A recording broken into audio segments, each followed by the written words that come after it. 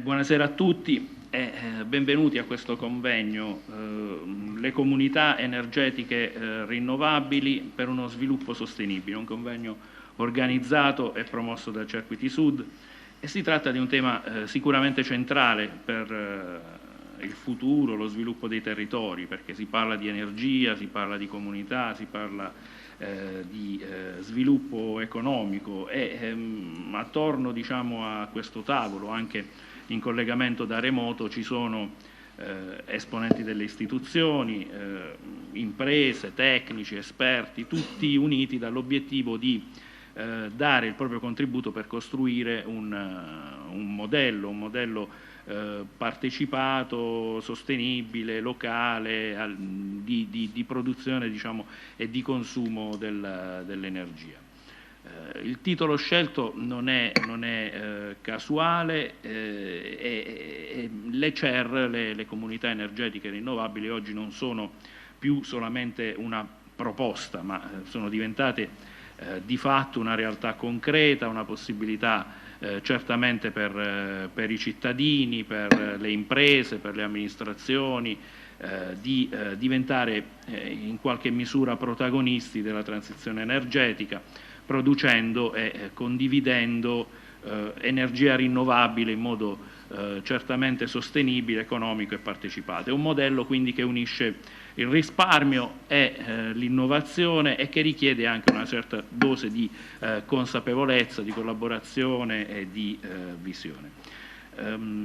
L'obiettivo di questo convegno, che avrà ovviamente moltissimi spunti differenti, abbiamo detto istituzionali, tecnici, testimonianze del territorio, è quello di capire come le comunità energetiche possano diventare parte integrante di un nuovo sviluppo economico dei territori. In questo senso mi sento di poter dire che questa possa essere anche l'occasione, Leo, di creare una rete energetica e sociale che guardi davvero al futuro.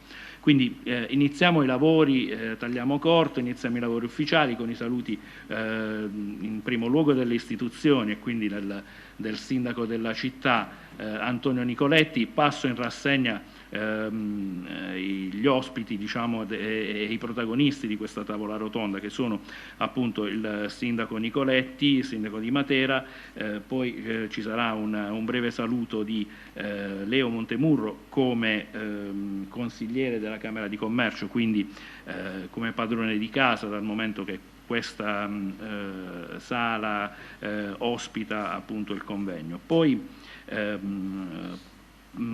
daremo la parola in collegamento da remoto a Dario Tamburrano, che è parlamentare europeo e componente della Commissione Energia. Poi gli interventi di Davide Adorante di Confesercenti Matera e di Francesco Calbi di Confapi Matera sezione Energia, poi Savio Di Stefano, vicepresidente di Circuiti Sud, e poi presenteremo due progetti, uno dell'Enea con Gilda Massa, che è ingegnera e ricercatrice senior dell'Enea, e di Giulia Rossetti, che è vice direttore di Isires ed è presidente anche di IP Specialist, che è una azienda che si occupa di valorizzare il patrimonio immateriale delle imprese.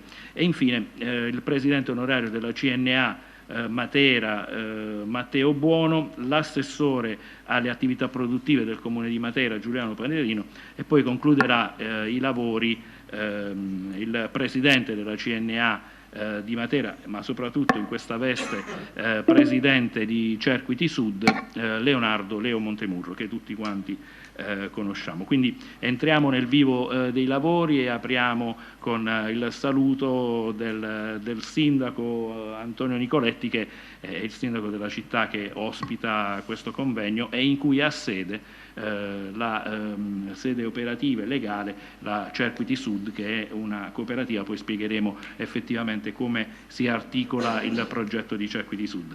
Bene, sindaco.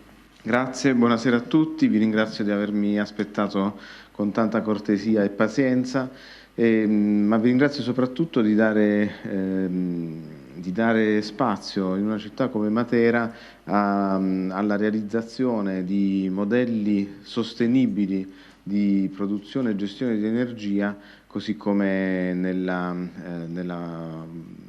iniziativa che voi state portando avanti con questa cooperativa e con l'impegno che state profondendo insieme. Io l'unico commento che posso fare a corollario di un saluto di accoglienza, un saluto a chi è collegato da remoto, è l'invito a tenere sempre molto chiaramente viva l'idea di una città che sulla sostenibilità, quando la sostenibilità non era ancora stata concepita come principio, come concetto nella vita dell'uomo, sulla sostenibilità e sull'uso sapiente anche dell'energia, così come delle risorse naturali, ha costruito se stessa. Quindi se Matera oggi è quella che è, anche nonostante l'aver perduto molto di quello che negli anni, nei millenni aveva sviluppato in termini di equilibrio nella gestione delle risorse naturali, oggi con l'aiuto delle tecnologie possiamo tornare a parlare, se adottiamo modelli virtuosi, adottiamo iniziative sperimentali, possiamo tornare a parlare di Matera come luogo in cui l'innovazione, la tecnologia e la sostenibilità sono principi e strumenti che aiutano a vivere meglio. E l'unico messaggio che mi sento di poter lasciare a voi, che siete principalmente rappresentanti del mondo delle imprese, per tenere vivo l'impegno insieme, noi come istituzione, voi come soggetti privati, per migliorare Matera nel rispetto di quello che Matera ci ha lasciato dalla sua lunga e meravigliosa storia. Con questo non vi rubo altro tempo, perché so che il tempo è prezioso e avete tante cose interessanti da dirvi. Grazie. Grazie al Sindaco Nicoletti. Prima di passare la parola a Leonardo Montemuro, avevo colpevolmente dimenticato l'intervento che è sicuramente anche fondamentale di Giuseppe Paternò, che è il presidente della ITS Academy di Matera, di Basilicata, che ovviamente spiegherà come i professionisti del futuro possono approcciarsi a questo nuovo modello di creazione non solo di sviluppo economico, ma anche di creazione di un modello che può consentire la produzione e la distribuzione dell'energia. Leonardo Montemuro quindi porta adesso il saluto della Camera di Commercio, sì, per conto del Presidente. Io porto sì i saluti di Michele Somma, ma devo anche dire che in realtà Michele Somma aveva delegato la Presidente di Confesercenti, Angela Martino, che purtroppo però è impedita per motivi di salute, e quindi, visto che tra le altre cose sono anche consigliere camerale, carica che comunque dovrei dismettere di qui a qualche settimana, quindi il Presidente mi ha chiesto di portare i suoi saluti. Bene, grazie Leo. Prima di passare la parola in collegamento da remoto all'onorevole Dario Tamburrano, un breve saluto di Antonio Aloisio, che è il presidente del Conard Fidi di Basilicata. Noi come Consorzio Fidi interveniamo, diciamo, in un secondo momento, quando c'è bisogno del finanziamento, degli aiuti, non solo in questo caso, ma in tutti i casi, sia nell'artigianato che nel commercio, però anche in questa fase ci fa ben piacere essere presenti e dare una mano. Chiaramente ci saranno anche dei bandi che sono a breve anche ad arrivare da parte della Regione, non mi permetto io di spoilerare o di fare, ma che riguarderanno proprio questo settore. Perciò noi siamo presenti sul territorio, Leo sa benissimo, anche perché fa parte anche lui del nostro organismo, e saremo ben lieti di dare una mano, di essere presenti e di aiutare nella fase finale e di preparazione. Grazie e buon lavoro. Grazie al Presidente del Conard Fidi. L'onorevole Tamburrano non è ancora in collegamento, quindi io direi di entrare, diciamo, nel vivo, nel cuore, diciamo, del confronto, e partiamo dall'inizio, cioè cerchiamo di capire che cosa sono le comunità energetiche rinnovabili e soprattutto, in particolare, che cos'è il modello Cerquiti. Ci aiuta a farlo Luca Barbero, che è il vicepresidente di Cerquiti Nord, e che ci spiegherà, ecco, come funziona questa comunità energetica. Bene, grazie a tutti. Come si comincia solitamente un intervento, si fanno i ringraziamenti d'obbligo. Metto semplicemente il cronometro per non annoiarvi troppo e non rubare tempo a tutti gli altri. Bene, allora, facciamo che i saluti istituzionali li ho fatti tutti, altrimenti dimenticherei qualcuno. Io sono Luca Barbero, sono il vicepresidente della Cerquiti Nord e sono contento di essere qui a Matera. Ho preparato una presentazione che non racconterà che cosa sono le comunità energetiche. Oggi vorrei focalizzarmi su chi siamo, da dove arriviamo. Si sta parlando tanto di comunità energetiche. Vi assicuro che fino a qualche mese fa non si parlava così tanto, le sale non erano piene di persone come questa qua di oggi, anche con le persone che si collegheranno dopo, ci conosciamo da diversi anni e spesso eravamo sempre solo noi, in pochi a parlare, tutti in qualche modo collegati all'energia. Io sono un progettista di impianti elettrici e fotovoltaici. Da dove siamo partiti? Siamo partiti dal lontano 2020, era dicembre, quando a Magliano Alpi, un comune della provincia di Cuneo, su spinta dell'Energy Center del Politecnico di Torino, si è creata quella che poi è risultata essere effettivamente la prima comunità energetica d'Italia. Era semplicemente un impianto da 20 kW con 8 consumatori. Oggi non è vero che potrebbe far ridere, perché se guardiamo l'elenco delle comunità energetiche effettivamente registrate al GSE c'è anche di roba molto più piccola, però perché è un modello che è stato preso come esempio anche da diverse strutture europee, perché aveva già tutto, aveva una piattaforma di monitoraggio, quindi era in scala ridotta quello che oggi stiamo facendo, che non è solo appunto incentivo. C'è molto altro, quel molto altro è quello a cui noi puntiamo. Sarà un lavoro lungo, estenuante, impegnativo, ma è quello che dobbiamo cercare di fare. Quindi siamo arrivati a oggi ad avere 3 comunità energetiche. Perché 3? Perché la normativa è sempre stata un po' complicata, lo è tuttora e continuerà ad esserlo. In Italia ci sono 7 zone di mercato. Noi pensavamo di costituire 7 comunità energetiche, perché era molto difficile creare una comunità energetica piccola. Io la prima volta che sono stato qua a Matera era il 2022, ci ritorno oggi, cioè in realtà ci sono tornato molte altre volte, e una delle ultime volte era quasi un anno fa, quando è nata Cerquiti Sud.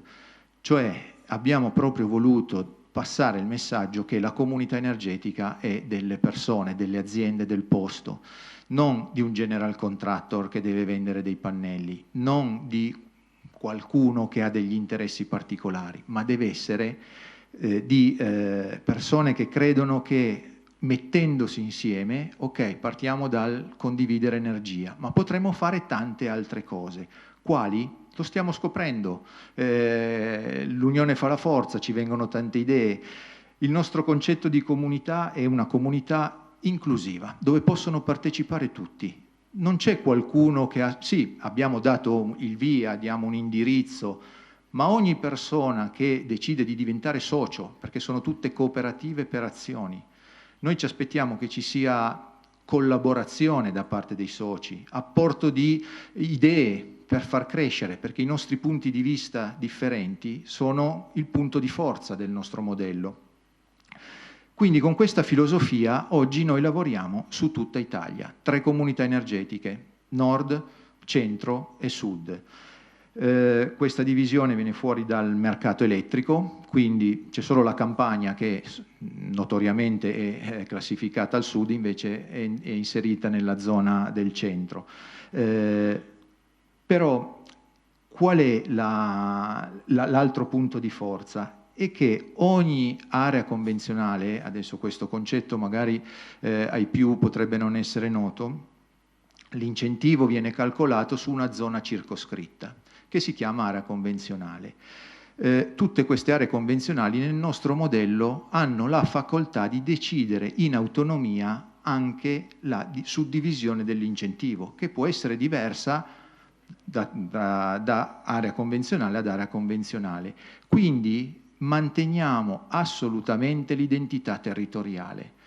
Conoscendo bene l'argomento, prima di arrivare a una scelta di comunità energetica nazionale, ovviamente abbiamo lavorato tanto, anche, come vi dicevo, con le persone delle istituzioni, dell'Enea, del GSE, dell'RSE, col centro sperimentale JRC, centro sperimentale europeo. Quindi sapevamo bene che se avessimo impostato il nostro modello in modo piramidale, probabilmente non saremmo riusciti a coinvolgere più di tanto il territorio.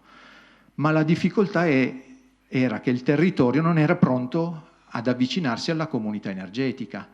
E quindi perché lavorare su una scala del genere? Perché quando è uscito il decreto, nonostante la legge dicesse che tutti gli impianti che sarebbero partiti dopo il 21 dicembre 2023 potevano entrare in comunità energetica, il decreto diceva che gli impianti dovevano essere nuovi ed entrare in esercizio dopo la costituzione del soggetto giuridico comunità.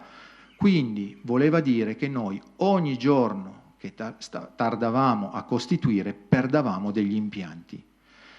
Per fortuna la rete nazionale che avevamo costruito negli anni semplicemente di simpatizzanti, perché fino ad allora quello si poteva dire, si è riunita davanti a 3 notai, uno a Cuneo, uno a Pescara e uno a Matera, e abbiamo costituito questi contenitori giuridici che stanno crescendo. Stanno crescendo come? Questi sono i nostri numeri. Adesso non è che dobbiamo perderci nel dettaglio, però siamo partiti senza un business plan, ma semplicemente mossi dalla sensazione che andava fatto e da qualche parte saremmo arrivati.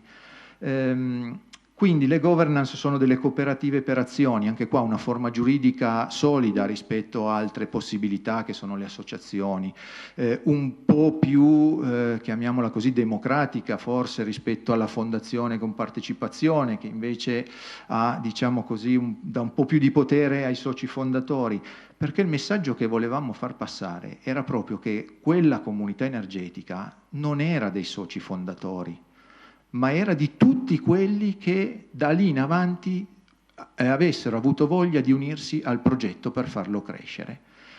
Ad oggi contiamo 658 soci, questa precisione è perché è data dal fatto che siamo già stati soggetti a una verifica ministeriale. Sapete, le cooperative possono essere soggette a questo tipo di verifica, quindi abbiamo dovuto tirare giù i numeri in dettaglio. Vedete già dalla mappa dove questi sono i comuni in cui abbiamo dei soci. Comuni possono essere più comuni all'interno di un'area convenzionale, comunque vedete che siamo già distribuiti in modo abbastanza capillare sulla nostra nazione. Perché nel nord perché siamo partiti prima? Perché c'è una reazione, chiamiamola così, diversa a questo tipo di attività. Avevamo già più basi su cui lavorare, però stiamo vedendo che con un, chiamiamolo, ritardo di 4 mesi o giù di lì, le altre zone stanno reagendo molto bene.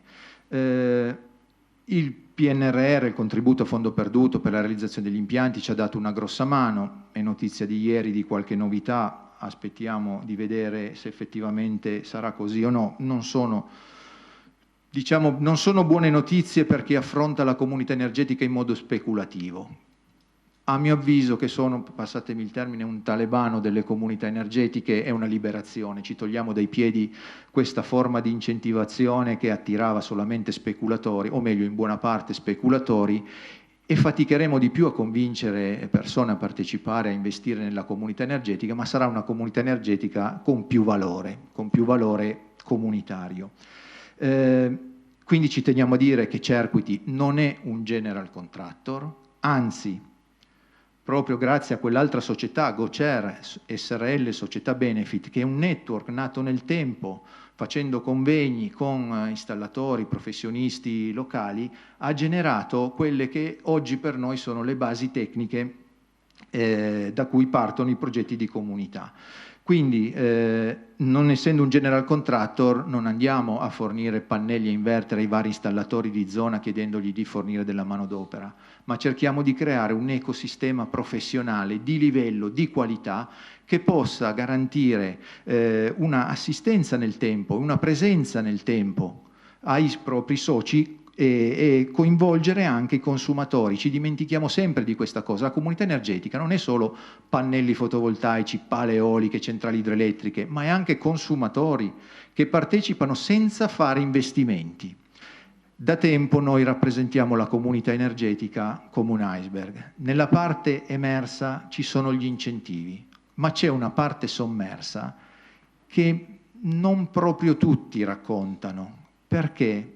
Perché è nella parte sommersa dove dobbiamo trovare il motivo di entrare in una comunità energetica, perché è lì che ci saranno, chiamiamoli, i soldi veri, i soldi che ci consentiranno di lavorare su supporto alle amministrazioni pubbliche, supporto alle fasce deboli, contrasto povertà energetica, tutte queste cose che spingono la comunità certe volte a essere identificata come solidale. Tutte le comunità energetiche sono solidali, non serve aggiungere quell'aggettivo, ok? Se una comunità energetica è una vera comunità energetica, è solidale per definizione, quindi è superfluo aggiungere quell'aggettivo. Ma il solidale, signori, lo sapete meglio di me, si fa coi soldi. E i soldi non sono quelli che arrivano dagli incentivi, perché non sono così tanti.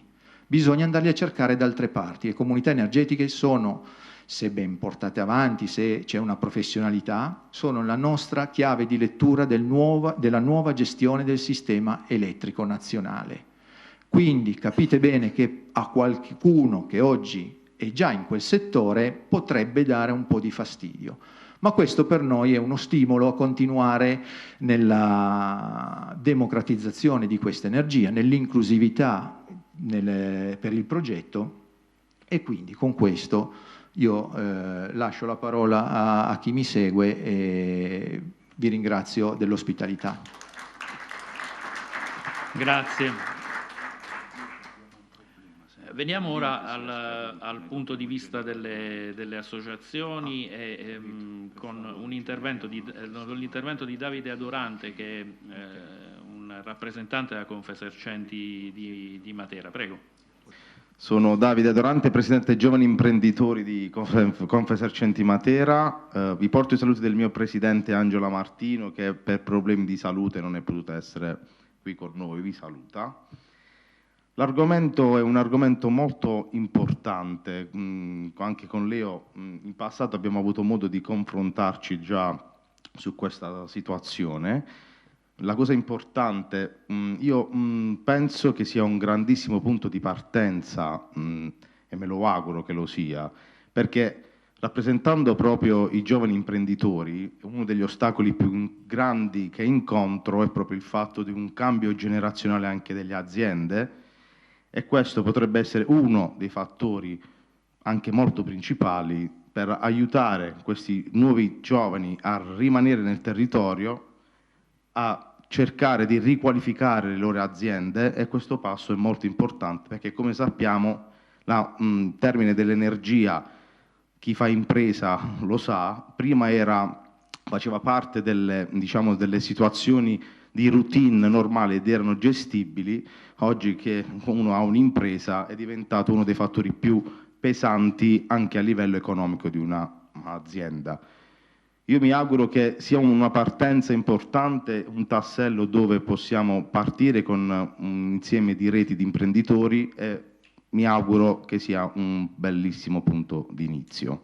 Grazie a tutti. Delle cooperative del modello Cerquiti possono far parte chiaramente anche le imprese. Chiaramente non parliamo di grandi imprese, le imprese di grandi dimensioni non possono farne parte, però le piccole imprese certamente possono avere, diciamo, dei vantaggi specifici nel portare avanti le loro aziende.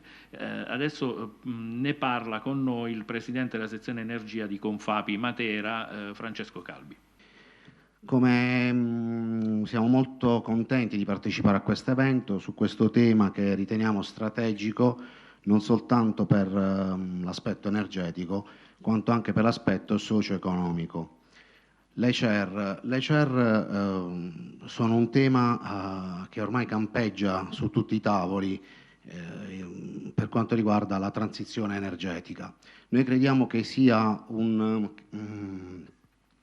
punto fondamentale per poter portare avanti questa transizione energetica, considerando tutti gli aspetti negativi che conosciamo.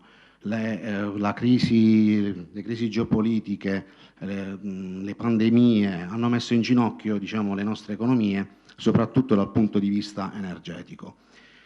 Diciamo che le CER hanno un aspetto importante soprattutto per quanto riguarda anche l'aspetto socio-economico, come dicevo prima, per poter consentire di condividere energia da fonti rinnovabili, ridurre i costi per imprese e famiglie, per tutte le famiglie, ma rappresentano una cosa molto positiva soprattutto per le imprese, per le piccole e medie imprese. Come sappiamo l'energia oggigiorno rappresenta un peso fondamentale sui bilanci delle nostre aziende. Grazie alle comunità energetiche abbiamo la possibilità di autoconsumare un'energia prodotta localmente, di accelerare quell'integrazione, quella rete tra le imprese. In questo Confapi ha un ruolo fondamentale perché può consentire di creare quel network fondamentale tra imprese, tecnici e istituzioni, perché non dobbiamo dimenticarci che dobbiamo portare sul tavolo delle istituzioni tutti i problemi che ci sono, perché andando a leggere qualche numero, gli aspetti, diciamo, che stanno frenando, andiamo a vedere qual è la situazione, qual era la situazione a marzo per esempio del 2025, abbiamo visto i numeri che ci ha illustrato Luca poco fa. Per quanto riguarda la situazione che c'era a marzo, avevamo circa 200 comunità energetiche con 326 impianti fotovoltaici per una potenza complessiva di 18 megawatt, quindi dei numeri veramente molto bassi. Fine marzo c'è stato già un incremento, questi sono dati reperiti sul web, avevamo 570-600 iniziative per autoconsumo collettivo con una capacità di circa 50 megawatt. Abbiamo visto che i dati che ha illustrato Luca mostrano un trend decisamente positivo e questo ci deve far ben sperare per il futuro. Ma cos'è che sta bloccando realmente il diffondere di queste CER che tutti vogliamo ma non riusciamo a portare avanti? Gli aspetti sono fondamentalmente aspetti negativi, i freni sono fondamentalmente, almeno personalmente, individuati in normativa. La normativa è molto pesante, ci sono dei rallentamenti legati ai continui rinvii di decreti attuativi. Aspettavamo decreti attuativi da tanto tempo, vengono rimandati, vengono rinviati, le norme vengono cambiate con una rapidità impressionante, soprattutto il testo unico è stato già cambiato un paio di volte da quando è uscito negli ultimi 6 mesi. Tutto questo è inaccettabile per imprese che vogliono fare investimenti e quindi programmare gli investimenti e soprattutto per tutti gli attori che devono intervenire. C'è una complessità burocratica perché abbiamo anche una scarsa digitalizzazione, c'è una scarsa integrazione tra le varie istituzioni che sono GSE, istituzioni locali, quindi province, regioni, comuni, quindi questi sono tutti problemi che vanno a frenare. Un altro problema fondamentale è l'accesso al credito. L'accesso al credito perché? Perché come tutte le cose nuove, ne parlavamo ieri, vengono viste con con diffidenza, e gli istituti bancari sono tra quelli che vedono con diffidenza una cosa nuova. Ne parlavamo anche con Luca quando nel 2008 ho fatto lo stesso paragone, quando giravo per i campi, per i terreni agricoli, no? Quando c'erano gli incentivi del GSE mi vedevano come un marziano, dicevo tu sei il marziano dei giorni moderni, perché in effetti questo settore ha bisogno di gente come Luca che ci crede e che porta avanti queste iniziative.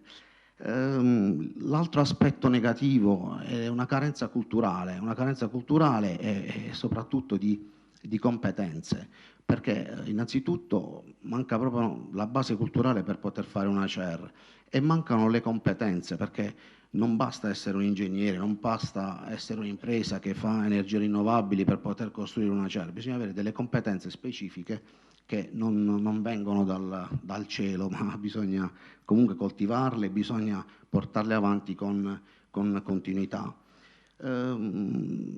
Altri aspetti negativi che avevo individuato sono un aspetto fondamentale è la rete. Le reti sono al collasso, soprattutto qui al sud Italia. Per poter fare una connessione, mi è capitato qualche tempo fa, una connessione di 200 kW, andiamo in alta tensione, quindi c'è bisogno di fare delle infrastrutture che portano via tempi notevoli, e il tempo, come sappiamo, per le imprese, per chi vuole fare business è una cosa negativa, quindi non si possono portare avanti queste iniziative se non vengono fatti investimenti anche a livello nazionale sulle infrastrutture. E poi, come dicevo, c'è questa difficoltà di mettere insieme i vari soggetti. Quindi, diciamo, quello che mi sento di dire è che per poter non far rimanere un sogno sulla carta le comunità energetiche, dobbiamo tutti quanti fare uno sforzo per poter consentire, diciamo, di superare questi ostacoli. Noi come Confapi siamo a disposizione per creare questa integrazione, questa interazione tra imprese, istituzioni e cittadini, quindi portare sui tavoli istituzionali tutte le problematiche che ho esposto prima per poter diciamo, risolverle. Io vi ringrazio. Prima di passare la parola a Savio Di Stefano, che è il vicepresidente di Cerquiti Sud, vorrei chiamare il presidente onorario della CNA Matera. Buonasera a tutti e porto naturalmente i saluti della CNA, che già dal lontano 2021 ha creduto in questa iniziativa. Con l'istituzionalizzazione delle CER, di fatto, il riconoscimento da un punto di vista giuridico, legislativo, da un punto di vista finanziario, si è aperta una vera e propria prateria da un punto di vista del vantaggio che la collettività produttiva può avere da questo tipo di strutture organizzative. Le piccole imprese, le medio-piccole imprese, le microimprese che caratterizzano il tessuto sociale della nostra nazione, per il 90% l'economia, di fatto quella reale, è prodotta da piccole e medie imprese, che hanno un ruolo fondamentale all'interno della nostra società, quasi ormai, voglio dire, di cui non si può più fare a meno, per quanto, diciamo, lo sguardo dei legislatori è rivolto sempre verso i grandi gruppi, però il tessuto sociale è tenuto in piedi dalle piccole imprese, gente che tutte le mattine si alza e lavora, per le quali negli ultimi anni, come diceva chi mi ha preceduto prima di me, il rappresentante dei giovani imprenditori di Confesercenti, per le quali il dramma oggi è diventato l'energia. L'energia che tutte le imprese ormai sono diventate energivore, hanno bisogno di riuscire ad ottimizzare i consumi, a risparmiare sulle bollette che sono costretti a sostenere per tenere in piedi i loro cicli produttivi. Dalle stime che si sono fatte, chi entra in una comunità energetica, le piccole imprese, hanno la possibilità di risparmiare in 20 anni fino a circa il 15% della bolletta, gli viene restituito attraverso la comunità. Per quanto può sembrare qualcosa di piccolo è comunque un contributo importante che distribuito nei 20 anni di attività di un'impresa rappresentano, come dire, un momento di respiro, di sollievo. E la cosa bella delle CER qual è? È il senso di collettività. Rinnovare lo spirito di collettività e di comunità. Il fatto di mettersi insieme per vincere le sfide più grandi, e le sfide energetiche oggi sono quelle più importanti che il nostro sistema sociale ed economico, non parlo solo dell'Italia, parlo a livello globale. Le guerre scoppiano soltanto perché si va alla ricerca di energia, non ce lo nascondiamo. Quindi, diciamo, tutto gira intorno all'energia. Quindi riportare un'idea di energia vista da un punto di vista comunitario, dove la gente si mette insieme per creare un sistema, una risposta al consumo e alla possibilità di consumare energia, ma non solo, la possibilità di portare un contributo importante all'ambiente, alla trasformazione della sostenibilità dei processi produttivi. È un problema che le imprese che vivono, le piccole imprese che vivono all'interno di comunità piccole e all'interno poi di un sistema sociale più importante devono e vogliono dare. Io non mi occupo essenzialmente di energia nella mia professione, però mi confronto tutti i giorni con tecnici che lavorano nello specifico di questo genere di attività. Io mi sto ponendo da un po' di tempo il problema di cosa significa riuscire a portare l'energia sostenibile all'interno dei piccoli agglomerati urbani. Noi viviamo in comunità che sono di origine medievale, cioè piccoli comuni radicati sui cocuzzoli delle montagne, dove le soprintendenze hanno da sempre posto dei vincoli importanti, perché intorno agli anni 60 si è posto il problema di preservare ciò che aveva, come dire, connotato il patrimonio culturale, sociale delle nostre comunità, che erano i borghi medievali. Bene, le fonti rinnovabili di energie cozzano, ahimè, con questo tipo di sistema urbano. E le piccole imprese che operano in questi ambiti si trovano spesso di fronte al dilemma: devo fare una ristrutturazione di una casa e inserire un pannello fotovoltaico per rendere una casa moderna, efficiente e sostenibile.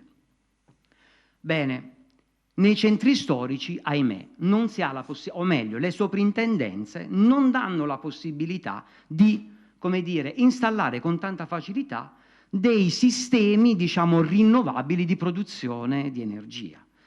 La geotermia richiederebbe degli interventi troppo invasivi da un punto di vista dei mezzi con cui approcciare a questo tipo di fenomeno.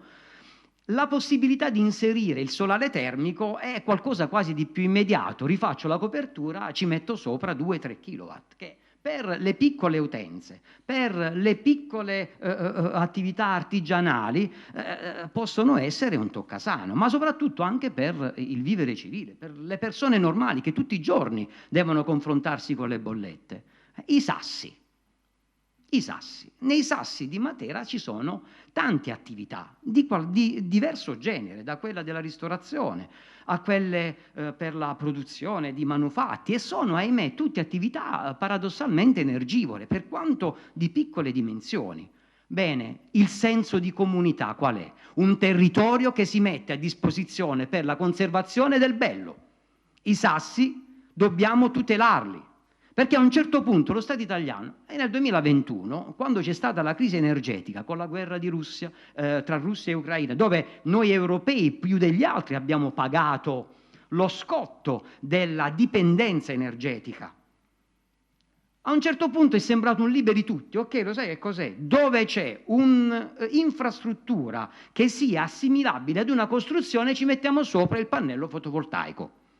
Allora, dobbiamo capire se di fatto il bello o la necessità di essere autonomi energeticamente debba in qualche modo superare l'esigenza di conservare. L'Italia è una nazione che da un punto di vista della conservazione si è sempre connotata, si è contraddistinta.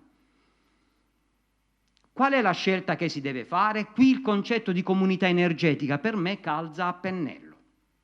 Il senso di comunità, di preservare una zona, io parlo di Matera perché insomma è emblematico il discorso di Matera, nei Sassi si vive, nei Sassi si produce e ahimè è l'unico modo per farli sopravvivere a se stessi, perché si è visto una volta che i Sassi sono stati abbandonati, la fine che stavano facendo, non rubo altro tempo. Qual è il senso? Un'intera zona produttiva, il pipe, superfici coperte che diciamo non intaccano in modo particolare con la necessità di conservare, mettono a disposizione le superfici che hanno per l'installazione del fotovoltaico o non so, la possibilità di installare anche dei sistemi di produzione energetici che sfruttino la geotermia a disposizione di una comunità dove chi ci entra ha la possibilità, anche chi ha un'attività nei Sassi, di poter avere il proprio beneficio. È chiaro poi, in funzione delle possibilità di ognuno, la possibilità di partecipare attivamente ad un investimento piuttosto che entrare come socio e prendersi quello che di fatto gli incentivi mettono a disposizione. Cioè è qui che io leggo la forza di questo tipo di struttura, delle CER, delle comunità energetiche rinnovabili. E qui il senso di comunità da, come dire, ricostruire, il fatto di stare insieme al fine di raggiungere un obiettivo, il senso di comunità che poi diventa un senso di provincia, di regione, di nazione. Questo secondo me è la vera chiave di lettura e interpretazione che io do a questo sistema di produzione di energia. Non rubo altro tempo e vi ringrazio per l'attenzione e buon lavoro. Grazie a Matteo Buono, presidente onorario di CNA Matera,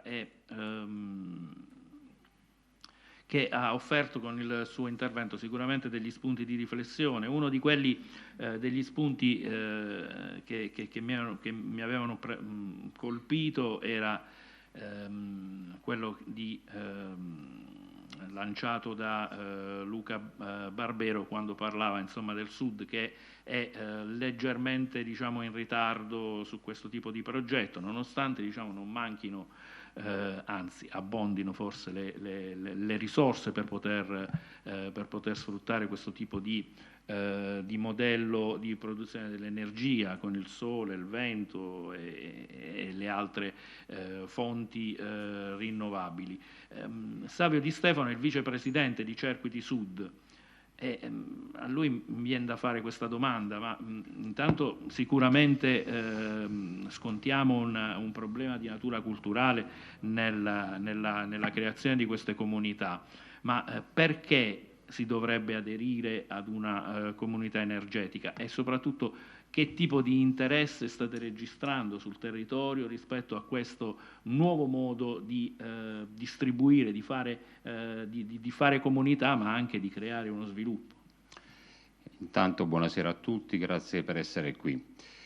Ma io a una domanda così netta e diretta do una risposta altrettanto netta e diretta. Perché conviene a tutti. In comunità energetica possono entrare tutti, ad eccezione di alcune situazioni che fortunatamente il legislatore europeo ha pensato di tener fuori, perché sono i produttori di energia e le aziende di grandi dimensioni. Quindi questo dobbiamo leggerlo come un segnale interessante e forte, perché evidentemente la normativa vuole favorire la partecipazione di una massa di cittadini, di attività, imprese, enti, amministrazioni pubbliche, associazioni, enti del terzo settore. Quindi forse finalmente questa normativa, io ne sono convinto, rappresenta uno strumento rivoluzionario che dobbiamo sfruttare e non dobbiamo lasciarci sfuggire. Perché? Perché noi tutti indistintamente dipendiamo e siamo vittime di un sistema energetico, di un mercato energetico. Abbiamo bisogno tutti di un bene indispensabile, l'energia, sia che siamo cittadini, famiglie, attività piccole, medie, grandi, forse le grandi avendo chiaramente coscienza e consapevolezza dell'incidenza di un costo che è quello energetico importante, in qualche maniera si sono attrezzate, si attrezzano, ma tutti gli altri, cioè la massa, subiamo in maniera impotente quello che ci viene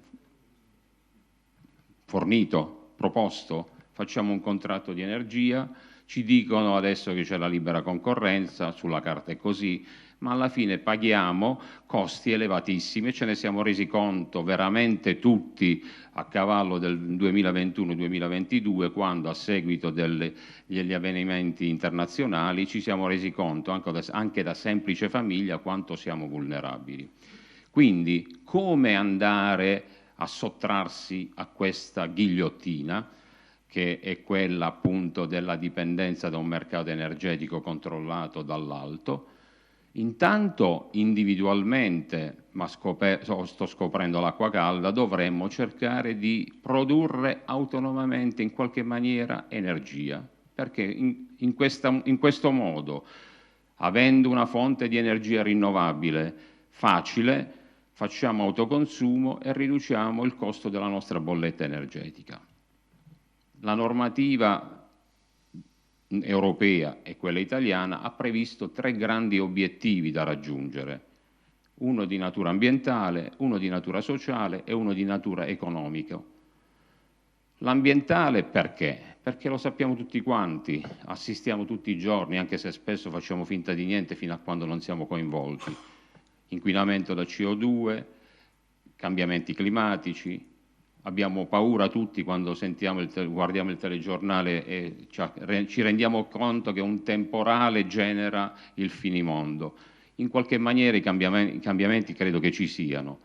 Ci dicono che sono influenzati dall'inquinamento, dalle forme di inquinamento legate soprattutto alla produzione di energia tradizionale, e allora la normativa ha cercato di indirizzare le persone verso una scelta di produzione rinnovabile, e quindi partecipare a una comunità energetica dà la possibilità a chiunque di noi di dare un contributo piccolo o meno piccolo in questa direzione.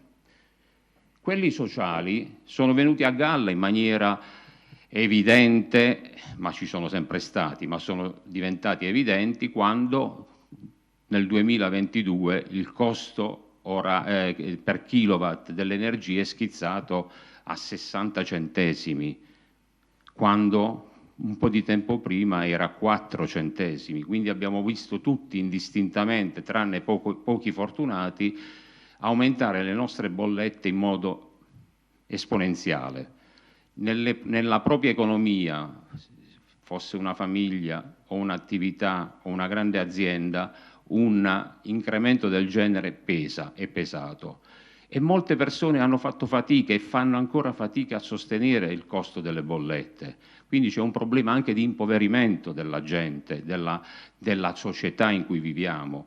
Andare verso una comunità energetica significa dare una mano a tutti coloro che hanno problemi del genere, ma non solo a loro, a tutti quanti indistintamente, attuare una forma di democratizzazione energetica.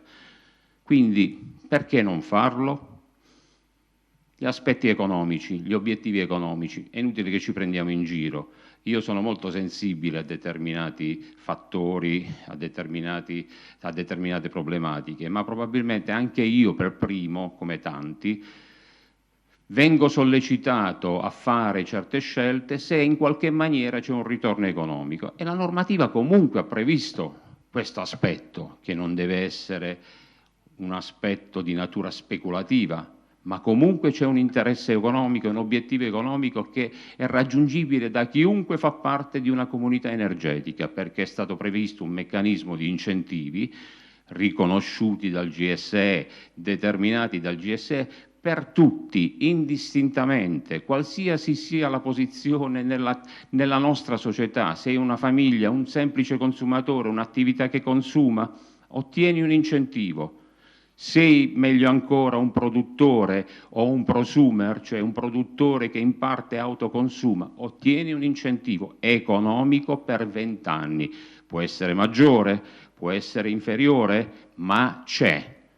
e a fronte di cosa? Di costi praticamente quasi inesistenti o irrisori. Allora noi ci chiediamo, ma perché non dobbiamo fare parte di una comunità energetica? Come domanda generale a cui chiederei, che farei a chiunque, e vorrei una risposta da chiunque. È la diffidenza?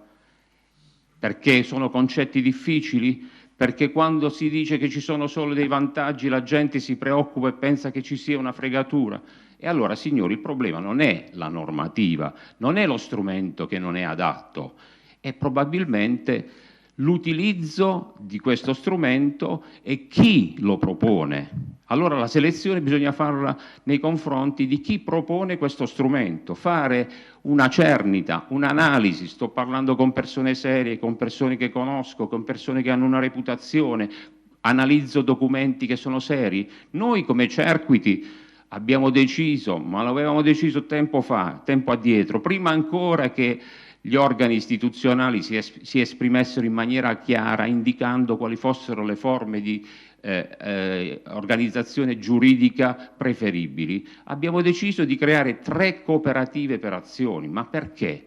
Perché nella cooperativa si è soci tutti allo stesso modo. Non è una società di capitale a controllo univoco o di pochi soci. Qui siamo tutti soci alla stessa maniera, abbiamo tutti gli stessi diritti e gli stessi doveri, abbiamo un organo di rappresentatività che è l'Assemblea, c'è un organo gestionale e direttivo che è il Consiglio di amministrazione, nel quale può entrare eventualmente chiunque candidandosi. Esiste un organo di controllo che è il collegio dei revisori, esiste un organo ministeriale. Noi abbiamo già subito il primo controllo dal Ministero in Cerquiti Nord, perché è passato 1 anno e mezzo e ci hanno controllati, quindi sono forme di garanzia per tutti.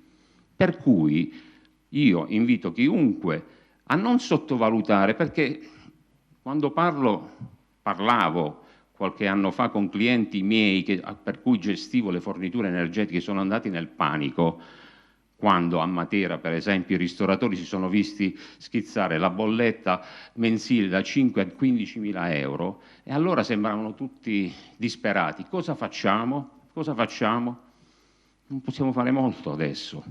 Certo, faremo se porteremo avanti il progetto di comunità energetica, perché come ha già detto qualcuno che mi ha preceduto, la bellezza della comunità energetica è che noi diamo la possibilità a chiunque di partecipare a questo processo di produzione e condivisione in modo democratico. Non è necessario essere nei sassi, parlando di Matera, per produrre. Non si può produrre, ma possiamo beneficiare degli impianti che funzionano altrove. E allora, meglio di così, io mi chiedo, ma io sono 5 anni che lavoro su questi concetti e quindi capisco che per me sono chiari e per molti non lo sono, però vi invito a riflettere e a non aspettare che sia la tasca a dover condizionare o influire sulle decisioni. Cerchiamo di essere un attimino un po' più lungimiranti, ma non a lunga scadenza, a breve scadenza, per dare delle indicazioni concrete, perché finalmente noi abbiamo partecipato a centinaia di incontri in giro per l'Italia, io e Luca, ma Luca ancora più di me, partendo da 5 anni fa, siamo andati dovunque, abbiamo incontrato persone di ogni provenienza. Fino a 1 anno e mezzo fa chiudevamo qualsiasi nostro incontro dicendo: questo è un progetto bellissimo, ma lo dobbiamo mettere in stand-by. La normativa non ci permette di renderlo operativo. Oggi non è più così.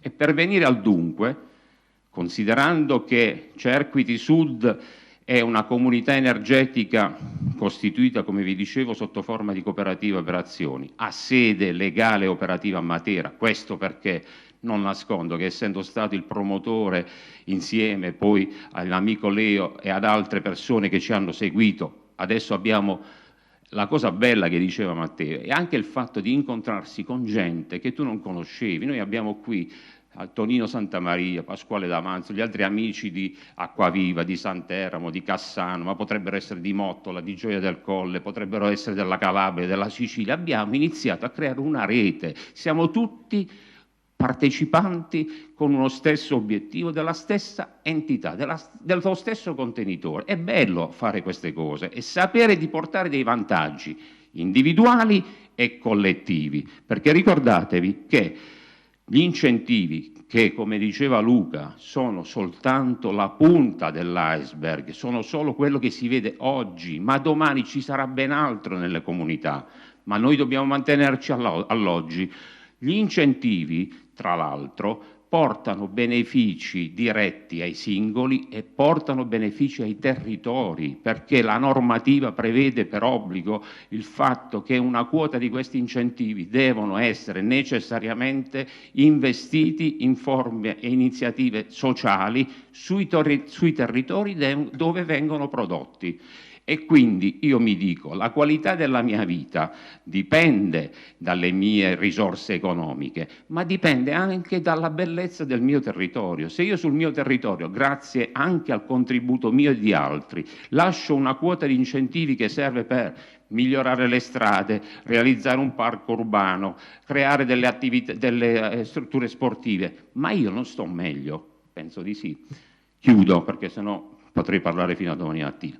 La comunità energetica Cerquiti Sud, parliamo nello specifico di Matera, considerando che, per esempio, ad Acquaviva, dove abbiamo trovato persone che hanno sposato questo progetto da subito e ci siamo dati subito da fare per un semplice fatto, gli incentivi sono la conseguenza di una condivisione di energia. Dobbiamo produrre energia rinnovabile dove si può e la dobbiamo far condividere a persone, soggetti, entità che ne hanno bisogno, che sono quindi dei consumatori e che non la possono produrre.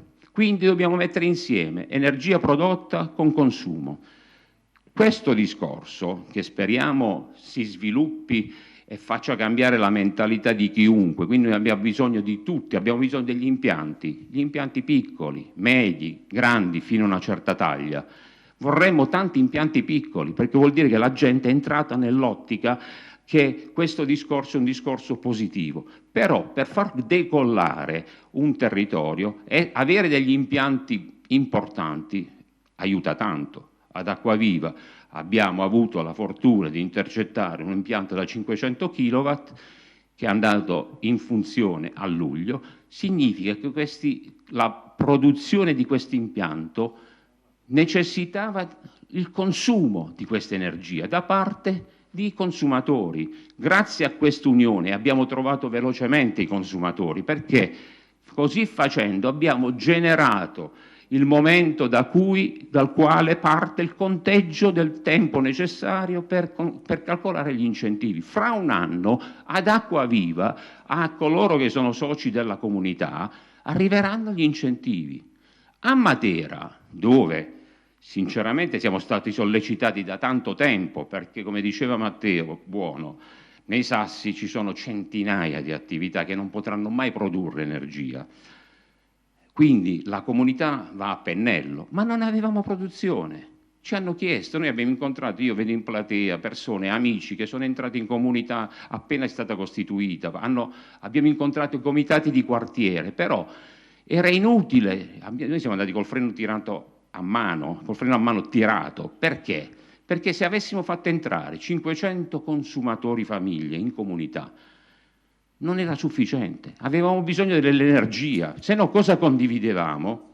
Quindi abbiamo temporeggiato, abbiamo detto agli amici aspettiamo, mettiamoci in condizione di avere produzione da condividere. Oggi, vi dico, e questa è la cosa fondamentale, su questo territorio, ma la stessa cosa stiamo facendo a Mottola, a Ginosa, a Gioia del Colle. Piano piano stiamo lavorando, stiamo sviluppando i territori. A Matera, tra la fine dell'anno e l'inizio dell'anno, noi avremo la disponibilità di 4 impianti da 1 megawatt. Significa condividere milioni di kilowatt. Abbiamo bisogno, adesso deve partire la raccolta delle adesioni, perché avendo a disposizione la produzione dobbiamo andare ad associare il consumo. Quindi oggi siamo pronti e operativi anche a Matera e questo messaggio noi lo volevamo trasferire e dare molto chiaro e netto. Quindi noi siamo a disposizione, possiamo parlare quando volete con chiunque, ma sappiate che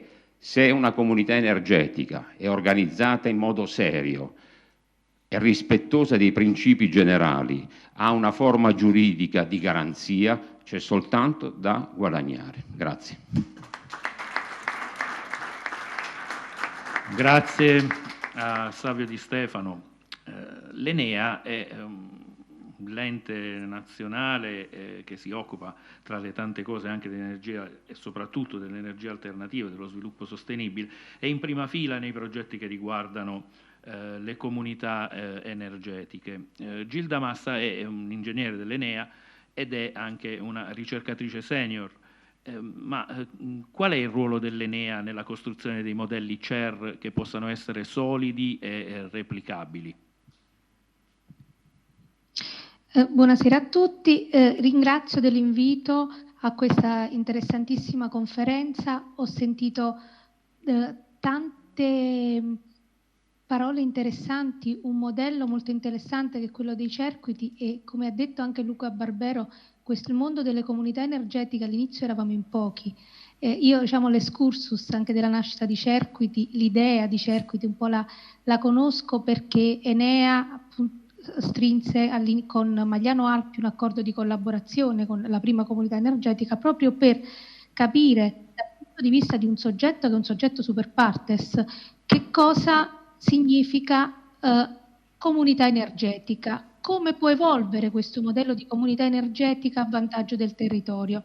Oggi ho sentito tanti pareri interessanti e chiari che hanno toccato dei punti fondamentali del concetto delle comunità energetiche e appunto quello dell'essere, diciamo, del voler cambiare il modo di vedere l'energia, cioè il modo di produrre l'energia. Ciascuno di noi, il singolo consumatore con il ruolo che riveste all'interno della propria abitazione, può contribuire alla comunità energetica, appunto quello che oggi dicevate, ho sentito adesso nell'intervento, tenere il freno tirato su tanti consumatori, perché? Perché c'è bisogno della produzione, sì, ognuno, diciamo, nella comunità energetica deve fare la sua parte, deve farlo anche con un'attenzione particolare verso anche gli aspetti di sostenibilità ambientale e sostenibilità sociale. Diciamo, e l'Enea cerca di fornire una serie di strumenti che vengono dalla ricerca pubblica, strumenti che vengono e sono finanziati da voi,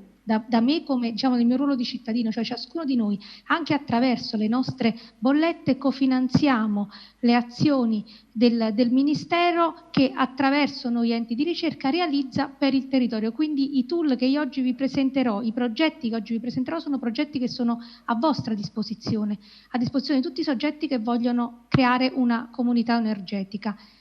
Un attimo solo vi metto in condivisione lo schermo. Allora.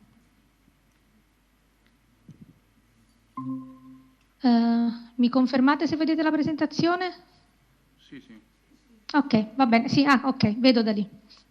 Perfetto. Appunto, come vi ho detto, oggi presenterò uno dei tool, uno dei progetti che l'Enea ha in campo per le comunità energetiche. Allora,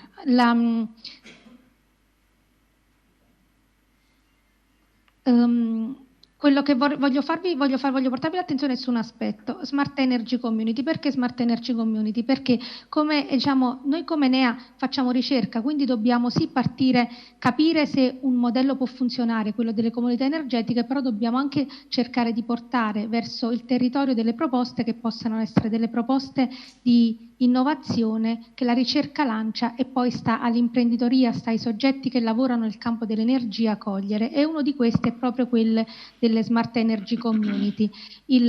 Trovate anche il link di riferimento al nostro sito, dove viene presentata tutta quella che è l'offerta che l'Enea fa sul tema delle Smart Energy Community, perché partiamo dal concetto di comunità energetica come l'ha voluto il normatore, quindi tutto il discorso che facciamo, che ho sentito più volte, del bilanciamento dell'energia condivisa, l'energia prodotta, però vogliamo portare l'accento su una cosa, sulla possibilità di utilizzare le tecnologie innovative per fare qualcosa in più, per dare voce e forza all'aspetto della comunità oltre a quello dell'energia, perché una cosa che ho sentito anche dire oggi ripetuta è la sostenibilità, questa sostenibilità che tocca anche gli aspetti sociali. Gli aspetti sociali che li tocchiamo sì, come abbiamo detto, anche con il discorso degli incentivi, gli incentivi che ritornano verso la comunità che poi può andarli a ripartire, ma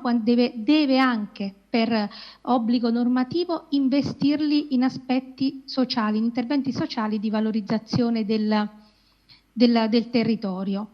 E, diciamo, il ramo di Enea, il gruppo di Enea che particolarmente segue questa attività di cui io faccio parte è appunto la divisione ICER, che si occupa di appunto strumenti e servizi per le infrastrutture critiche e le comunità energetiche rinnovabili, e attuiamo in Enea una serie di iniziative. Primo, diciamo, già nel 2020 appunto con Luca il discorso di promuovere e diffondere le comunità energetiche. Poi esaminare il processo di attuazione e funzionamento di una comunità. Infatti nelle slide successive vi farò vedere che abbiamo dei tool disponibili, accessibili per ciascuno di voi, dove è possibile anche andare a simulare il ruolo che ciascuno di noi può avere come consumatore o come prosumer, se ha un impianto di produzione che fa autoconsumo, quindi il ruolo che ha nella propria abitazione dal punto di vista energetico, e come anche attraverso la propria abitazione, attraverso i vari soggetti che possono costituire una comunità energetica, come può contribuire a un modello di comunità energetica, e quindi anche la fattibilità tecnico-economica di una comunità, perché appunto l'Enea è partita quando si parlava di comunità e quando si era ancora all'inizio per capire che cos'era questa una comunità. Quello che ho sentito dire, conviene o non conviene? Conviene essere in comunità energetica, perché prima di tutto conviene essere in comunità energetica per il nostro territorio, perché mi piace anche a volte dire, estremizzando, al più non ci si rimette. Quindi si continua a fare la propria vita come consumatore, ma quell'essere consumatore contribuisce a un fattore più importante, contribuisce a un cambio di visione, che è quella che viene data nell'essere membro anche di una comunità energetica. Lo facciamo analizzando i dati e definendo quindi le strategie per le comunità energetiche, sviluppiamo anche dei percorsi e degli standard che sono abilitanti per creare una comunità energetica, abbiamo uno strumento che è l'osservatorio, che supporta anche le istituzioni, abbiamo tavoli di lavoro all'interno dell'osservatorio suddivise per aree di competenza, perché quando parli di comunità energetica tratti anche tanti aspetti, l'avete capito, c'è l'aspetto che riguarda il territorio, il cittadino, c'è l'aspetto che riguarda la governance, c'è l'aspetto regolatorio, nel momento in cui entrano in campo realtà come le istituzioni regionali sul tema delle comunità energetiche. E promuoviamo anche lo scambio appunto di esperienze e competenze, che è fondamentale. Oggi, diciamo, Cerquiti, con l'esperienza che sta portando attraverso Nord, quello, diciamo, vuole promuovere anche il ruolo di Cerquiti Sud, che ho capito essere un po' più indietro come fase di sviluppo. Il condividere, il capire quello che si sta facendo è fondamentale, soprattutto in questo momento.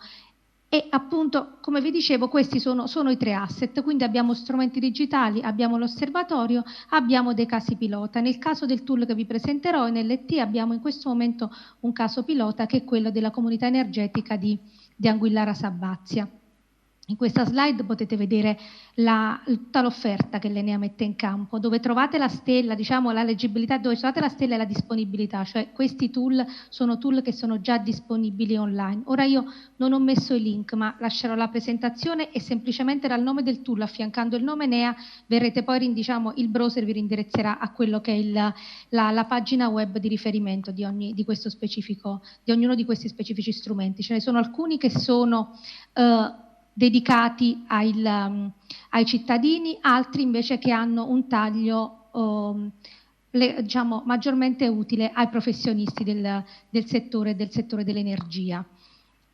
LTE, il tool di Local Token Economy di cui vi parlerò adesso, nasce proprio per i cittadini. E che cos'è? Diciamo è un marketplace, cioè è un ambiente dove tutti i soggetti che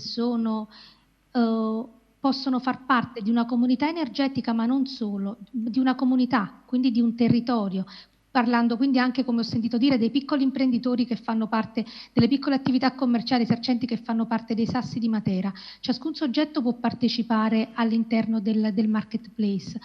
Facendo cosa? In questo momento è configurato per fornire beni e servizi in maniera generica, poi sta alla specifica comunità che sceglie di utilizzare questo marketplace andarlo a tarare secondo le proprie esigenze.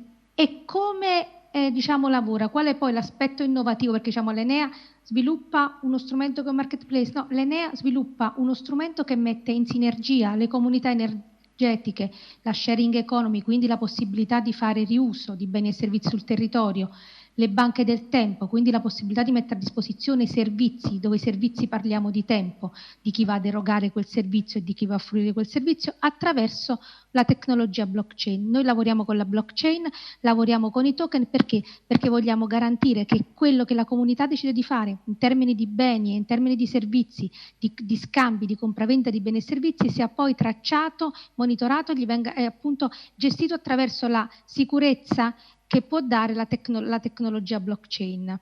Quindi questo è l'obiettivo che la ricerca si pone attraverso questo tool. Cosa vogliamo però fare? Vogliamo valorizzare, come vi ho detto già all'inizio, soprattutto il concetto di comunità. E facciamo il concetto di comunità partendo dalla comunità energetica. Perché?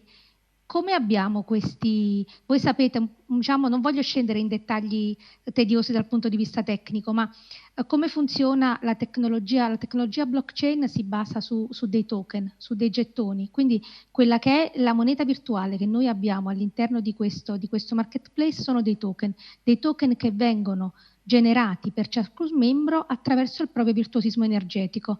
Ecco che diciamo ci colleghiamo con quello che è il discorso che vi facevo prima dell'efficienza energetica, del virtuosismo energetico di ciascun cittadino, perché ciascuno di noi ha un ruolo importante e questo ruolo importante è possibile marcarlo anche in questo modo. Se io utilizzo in maniera virtuosa la mia energia per la comunità, io nello stesso tempo posso avere anche dei token che poi posso spendere all'interno del mio marketplace per dare maggior valore, maggiore opportunità a me stesso e alla comunità attraverso beni e servizi che riteniamo con i membri che ne fanno parte, con la volontà di ciascun membro di poter andare diciamo, a realizzare, con delle transazioni che avvengono in token e poi appunto l'ultimo punto che metto in evidenza in questa slide con dei bonus in token. Perché? Perché determinati servizi e determinati prodotti che definisce la comunità possono avere una premialità in più in token perché quei servizi, diciamo, quei prodotti hanno un particolare valore in termini di sostenibilità ambientale. Diciamo, quel bene, banalmente, no? Tornando, un bene usato che nel momento in cui portato in discarica può essere, diciamo, può costituire anche un impatto ambientale maggiore se viene rimesso in circolo all'interno della comunità. Rimetterlo in circolo, il sistema premia questo tipo di intervento con dei token aggiuntivi. Quindi niente di astruso, ma di pratico, perché è quello che succede anche nella nostra vita di tutti i giorni. Questa è solo una slide per chiarire come questo avviene. Avviene banalmente attraverso dei dispositivi utente che vengono posti nelle abitazioni, perché abbiamo bisogno di sapere, no? Ciascuno di noi quanto consuma e come consuma la propria energia. Quindi attraverso i dispositivi utente che si collegano agli smart meter vengono poi trasmessi i dati della comunità energetica all'Enea, inseriti all'interno dei nostri modelli. Automaticamente quel membro poi riceve dei token all'interno del nostro marketplace. Sicuramente io sono a disposizione se vorrete saperne molto in più, anche perché il tempo è tiranno, corre, quindi non posso scendere in dettagli eccessivi, ma quello che potete vedere, diciamo, sono degli step semplicissimi per chi poi vuole entrare a far parte del marketplace. L'accesso e la registrazione che deve essere fatta al tool, come qualunque altro tool che si vuole andare a utilizzare. La particolarità è che qui bisogna anche accedere a MetaMask. Poi abbiamo delle guide per spiegare che cosa significa, perché appunto c'è questa particolarità che si appoggia alla tecnologia blockchain e quindi ci si deve collegare anche alla tecnologia blockchain.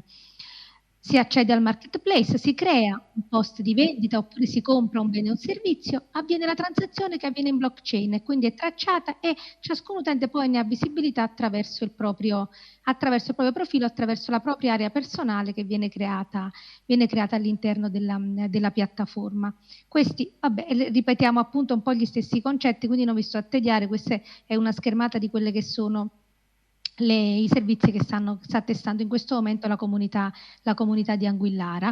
E per farvi capire un po', giusto per riassumere il discorso che ci siamo fatti prima, abbiamo dei modelli, all'assenza di picchi che leggete in questa slide, è uno di quei modelli economici che portano poi a poter avere dei token all'interno del proprio portafoglio virtuale che possono essere spesi, come vedete su, all'interno della comunità in beni e servizi, possono essere messi a disposizione e poi possono essere acquistati dai vari membri. Questo più che altro per, diciamo, farvi capire come ci stiamo muovendo, diciamo, cosa può esserci di nuovo se parliamo di inserire tecnologie nuove in un sistema che già di per sé è innovativo, quale può essere quello della comunità energetica, ma con un obiettivo principale che è quello di fare comunità, quello di promuovere questo modello di comunità energetiche che è necessario per il nostro territorio. Io e poi non vi aggiungo nient'altro, come Enea, come potete immaginare, lavoriamo anche in molti progetti europei, perché la comunità energetica è voluta a livello di direttive comunitarie ed è applicata in Italia come in altri contesti. E vi posso dire appunto che in altri paesi il modello della comunità energetica è molto più avanti ed ha una valenza forte per il territorio. Le comunità energetiche sono anche soggetti forti all'interno dei territori, in termini di produzione, di mettere a disposizione di produzione di energia per il territorio. Noi stiamo partendo in Italia, ma deve cambiare la visione, deve cambiare l'approccio del cittadino al concetto di energia e approfondire l'aspetto della comunità. Io con questo chiudo, se poi ci saranno domande o avete bisogno volete maggiori informazioni, potete tranquillamente mandare una mail. Vi ringrazio per l'attenzione. Grazie a Gilda Massa. E adesso affrontiamo un altro aspetto legato alle comunità energetiche. Giulia Rossetti è fondatrice di Intellecto IP SRL, una società di consulenza e di servizi che si occupa di valorizzare il patrimonio intangibile delle imprese. È anche vice direttrice di ISIRES, che è l'Istituto Italiano di Ricerca e Sviluppo. È una IP specialist, cioè un avvocato esperta in diritto societario e specializzata nella tutela e nella valorizzazione della proprietà intellettuale. A lei mi sento di chiedere questo, cioè cosa serve oggi in concreto per far decollare questa iniziativa e quali sono le connessioni tra la proprietà intellettuale, l'innovazione e le comunità energetiche? Grazie per la parola, grazie per l'intervento odierno. Io aderisco sempre molto volentieri alle iniziative di convegno che si tengono a Matera perché mi consentono di approfondire, mettere l'accento e dei temi a me particolarmente cari e che mi piace affrontare da un punto di vista essenzialmente di tipo pratico. Ringrazio innanzitutto le istituzioni presenti, quindi il sindaco di Matera, l'amministrazione provinciale, CCA, Basilicata, CENIA Matera, Confapi, Matera, Confesercenti e ovviamente Cerquiti come diciamo soggetto che in questo caso protagonista del modello di comunità energetica con tutta la sua parte evolutiva. Io oggi, nel lato che mi contraddistingue in particolar modo, volevo concentrarmi sul processo di trasferimento tecnologico, esponendolo in termini semplici e da un punto di vista pratico, perché è quello di cui in istituto ci occupiamo sostanzialmente tutti i giorni e ci confrontiamo con imprese, con università e centri di ricerca. Ora, per trasferimento tecnologico si intende diciamo, quel processo attraverso il quale noi abbiamo una conoscenza delle competenze, delle tecnologie sviluppate nella ricerca. Per ricerca intendo ricerca fondamentale, no? Quindi parliamo di università, centri di ricerca come punto di partenza. Queste tecnologie, una volta arrivate a un certo grado di maturazione, possono essere trasferite al mercato, possono essere trasferite alle industrie, possono essere trasferite alle società o alla società in genere, con l'obiettivo di arrivare a fare che cosa? Trasformarle in prodotti, servizi, processi innovativi. A questo punto è chiaro che l'obiettivo è quello di favorire lo sviluppo economico e il miglioramento della qualità della vita, e quindi obiettivi che mirano a creare quel ponte, quel trade union, quella congiunzione che consente di superare dei potenziali ostacoli tecnologici che possono essere limitanti o rispetto ai quali io mi trovo quotidianamente davanti a situazioni di questo genere, rispetto ai quali i potenziali destinatari, se non adeguatamente informati, percepiscono di avere una distanza importante. Ecco, l'obiettivo nostro, proprio come istituto, come attività quotidiana, e mio come professionista che si occupa in quest'ambito, è quello di ridurre questo divario e mettere a disposizione tecnologie utili, ovviamente, pronte per poter essere utilizzate o quasi pronte per poter essere utilizzate. È chiaro che non è un processo facile, automatico, serve identificazione, no? Serve identificazione delle tecnologie, serve ovviamente la valutazione di un grado di protezione delle tecnologie stesse e chiaramente una valutazione anche della loro capacità di commercializzazione. È chiaro che poi gli strumenti giuridici ovviamente ci sono, però la fase più delicata è quella effettivamente di scouting, quindi di identificazione e di valutazione. Su questo devo dire che in istituto c'è un'esperienza veramente pluriennale che mettiamo sostanzialmente a servizio e da un punto di vista pratico l'idea era quella di fornire alle comunità energetiche e in particolare anche a Cerquiti, in particolar modo un ventaglio di tecnologie brevettuali già pronte che possano trovare applicazioni nel fotovoltaico, per esempio, oppure nell'eolico e che quindi possono essere d'aiuto in quello che è il loro sviluppo.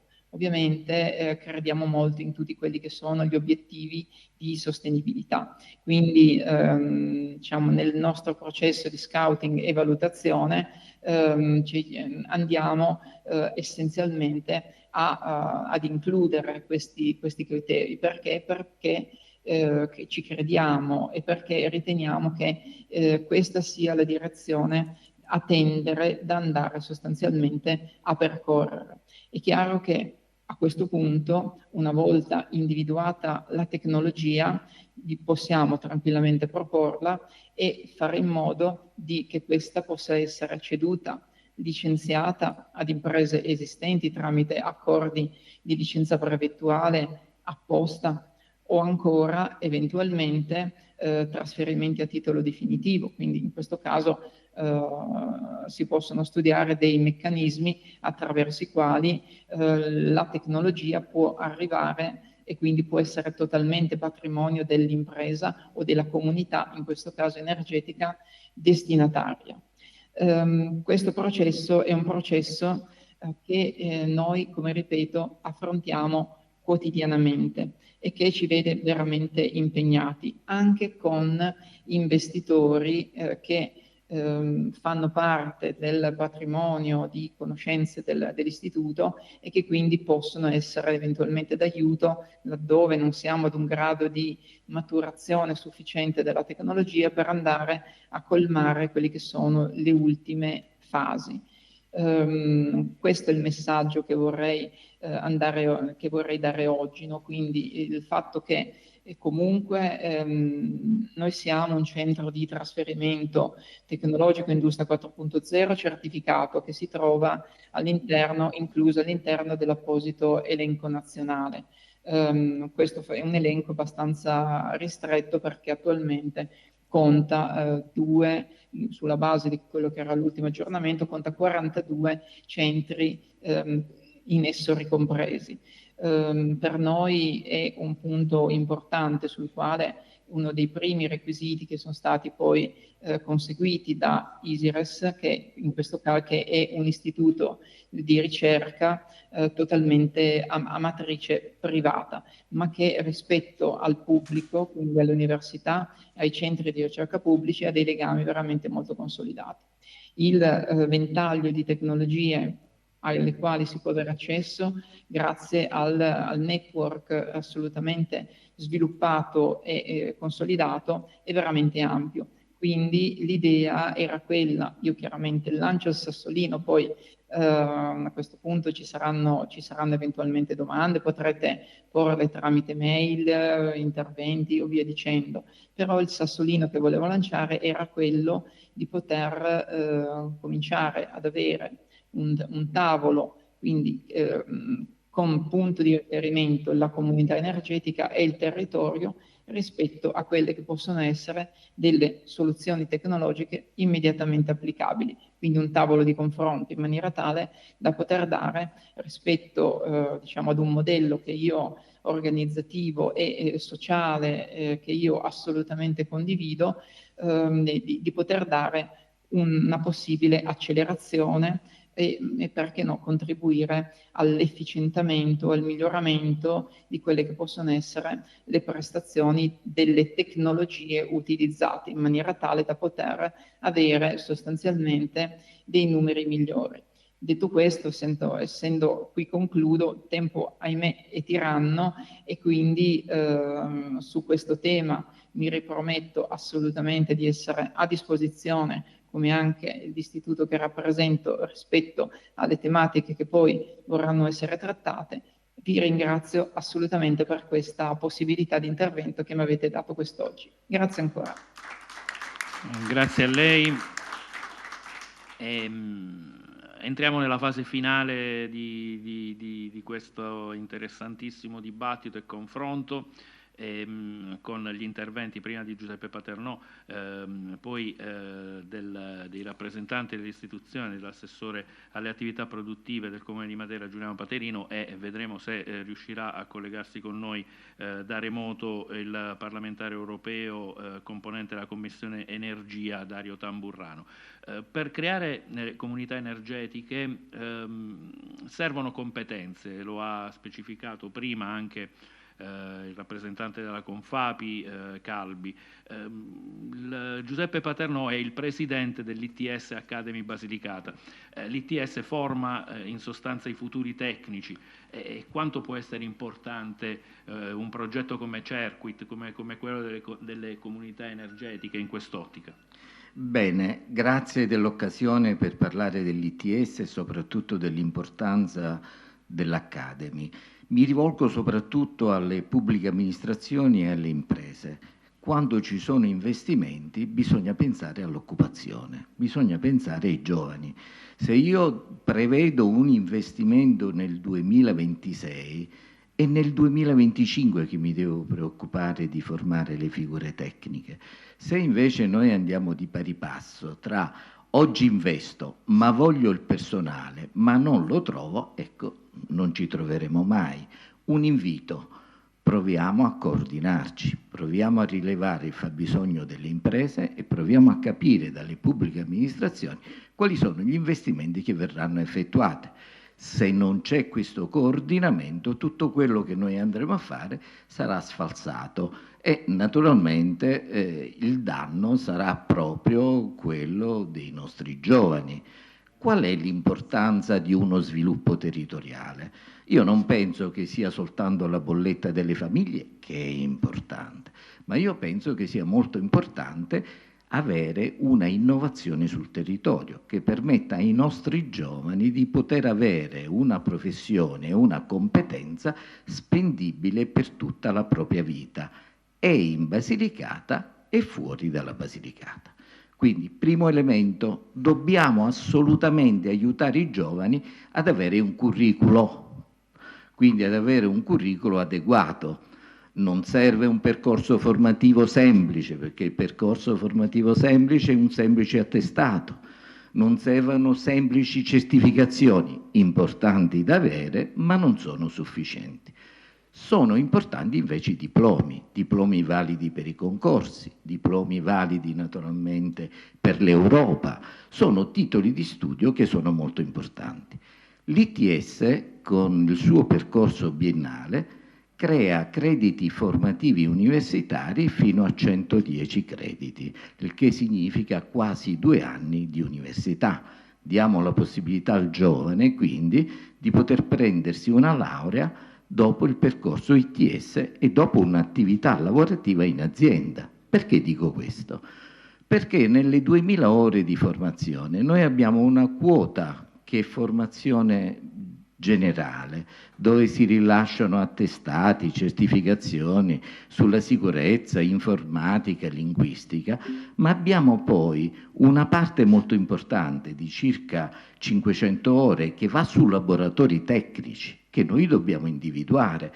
Quindi io adesso non sono più collegati, ma Enea deve mettere a disposizione i propri laboratori. Non è possibile che ci parla in questa maniera. Cioè gli enti di ricerca devono essere pronti e aperti al territorio, ai nostri giovani. Invito eventualmente, veramente Leo, a un incontro operativo con i centri di ricerca, perché ne abbiamo bisogno.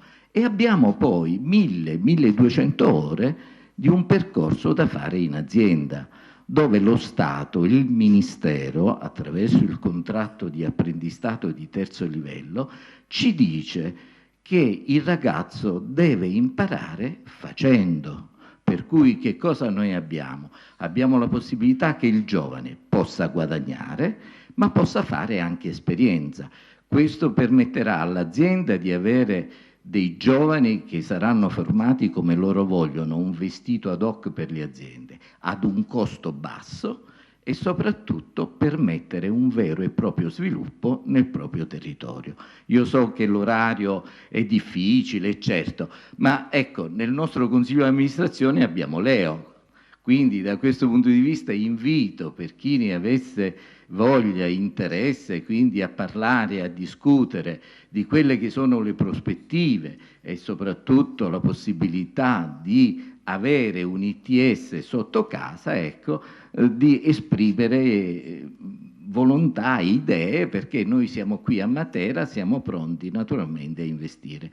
Un ringraziamento lo devo fare alla Confapi, dove io aderisco come impresa, perché è stato il soggetto territoriale che ha voluto per primo l'ITS qui a Matera.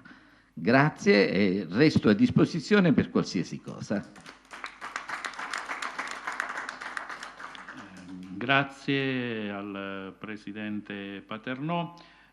Adesso il Comune di Matera è coinvolto, è interessato al modello delle comunità energetiche rinnovabili. Prima abbiamo ascoltato il saluto del Sindaco, adesso c'è l'intervento dell'assessore alle attività produttive del Comune di Matera, Giuliano Paterino. Ecco, ho tenuto per ultimi gli interventi proprio delle istituzioni perché potessero, diciamo, prendere contatto con queste realtà, con queste nuove realtà che si stanno sviluppando sul territorio. Cosa ha in mente di fare il governo cittadino per facilitare la costituzione o l'ampliamento di queste comunità energetiche? Buonasera a tutti, parto innanzitutto dai ringraziamenti d'obbligo sempre per la qualità con cui si riescono ad organizzare eventi simili su temi sempre sensibili che riguardano non solo la comunità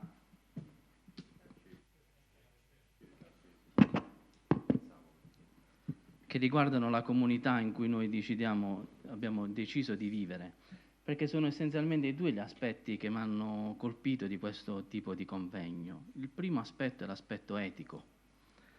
Rispetto a quello che è stato detto, noi veniamo qui non per colonizzare territori, come pure abbiamo assistito con le colonizzazioni fotovoltaiche in cui il reddito energetico era superiore al reddito agrario, come ha detto l'ingegner Calvi precedentemente.